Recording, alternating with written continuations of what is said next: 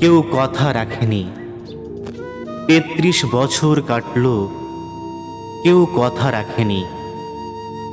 ছেলেবেলায় এক বৈষ্ণবী তার আগমনী গান হঠাৎ থামিয়ে বলেছিল, শুক্লা দ্বাদশীর দিন অন্তরাটুকু শুনিয়ে যাবে।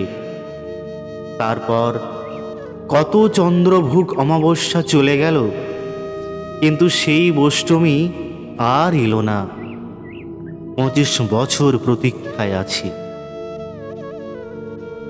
মামাবাড়ির মাঝি নাদের আলী বলেছিল, বড় হও দাদা ঠাকুর, তোমাকে আমি 3 প্রহরের বিল দেখাতে নিয়ে যাব। সেখানে পদ্মফুলের মাথায় সাপ আর ভ্রমর খেলা করে। নাদের আলী, আমি আর কত বড় হব?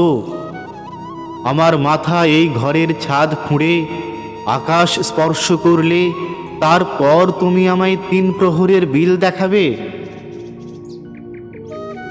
একটাও রয়্যাল গুলি কিনতে পারেনি কখনো। লাঠি লজেন্স দেখিয়ে দেখিয়ে চষেছে লস্কর বাড়ির ছেলেরা। ভিখারির মতন চৌধুরীদের গেটে দাঁড়িয়ে দেখেছি ভিতরে রাস উৎসব।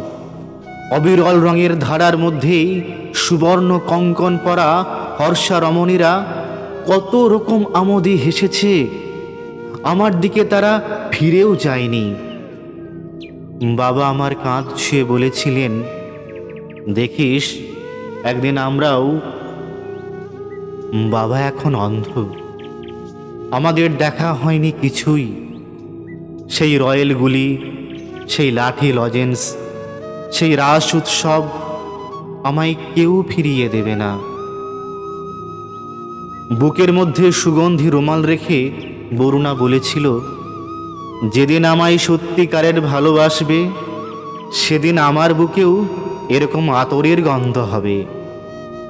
ভালোবাসার জন্য আমি হাতের মুঠোয় প্রাণ নিয়েছি। দুরন্ত ষাঁড়ের চোখে বেঁধেছি লাল কাপড়।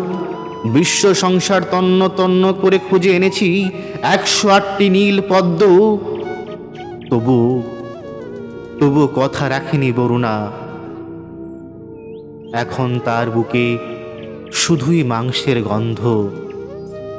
এখনো সে যে কোনো নারী, কেউ কথা রাখেনি। 33 বছর কাটল, কেউ কথা রাখে না, কেউ কথা রাখে না।